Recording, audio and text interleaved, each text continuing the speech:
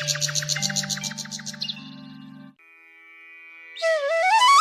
छोटा सा गांव था। उस गांव में अर्जुन नाम का एक व्यक्ति अपनी पत्नी एक बेटे के साथ एक टूटी फूटी झोपड़ी में अपनी साधारण जीवन बिताते थे।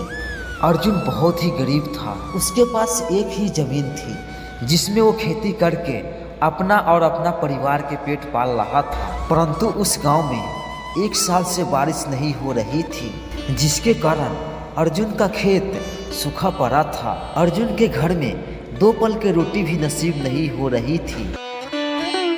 एक दिन सुबह सुबह अर्जुन और उसकी पत्नी खेत को देखने के लिए निकल जाते हैं।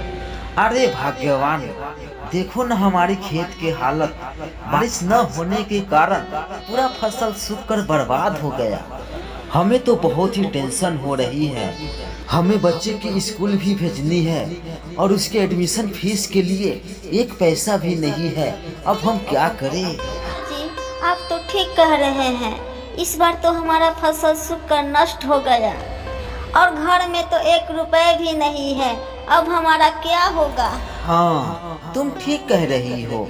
भगवान हमारे साथ ऐसा क्यों करते हैं पता नहीं। हमने किस जन्म में पाप किया था कि भगवान हमें इस जन्म में सजा दे रहे हैं। हाँ जी, ये तो ठीक कह रहे हैं।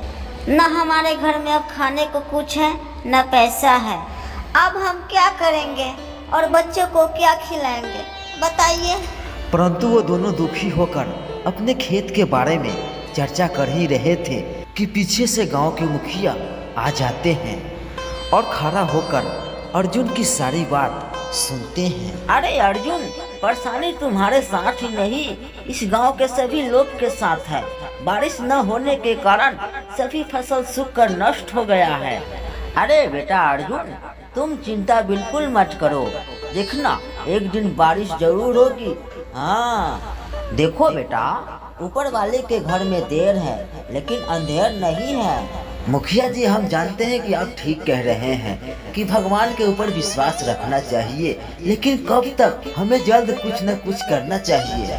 देखो अर्जुन, तुम ठीक कह रहे हो कि हमें कुछ न कुछ करना होगा, लेकिन हम लोग क्या कर सकते हैं? ये तो सब ऊपर वाले के हाथों में है। मगर इतना कहकर वो दोनों वहाँ से चले जाते हैं और ये दोनों आपस में बातें करने लगते हैं। आज सुनिए ना, हमारे खेतों में सिर्फ पानी की ही कमी है और इसके कारण हमारा फसल सूख कर बर्बाद हो रहा है। इसीलिए हमारे दिमाग में एक ख्याल आया है कि हमारे गांव में जितने भी कुआं हैं उन लोगों के पास जाइए और उनसे पानी मांगिए, कहीं पानी वो लोग दे दें। अरे राधा, तुम ठीक कह रही हो। हमारे खेतों में सिर्फ पानी की ही कमी है। ऐसा करो, तुम अभी घर जाओ, हम जाते हैं अपने गांव में पानी मांगने। लेकिन उसके बाद अर्जुन अपनी पत्नी को घर भेजकर अपने गांव में चले जाता है पड़ोसी से पानी मांगने।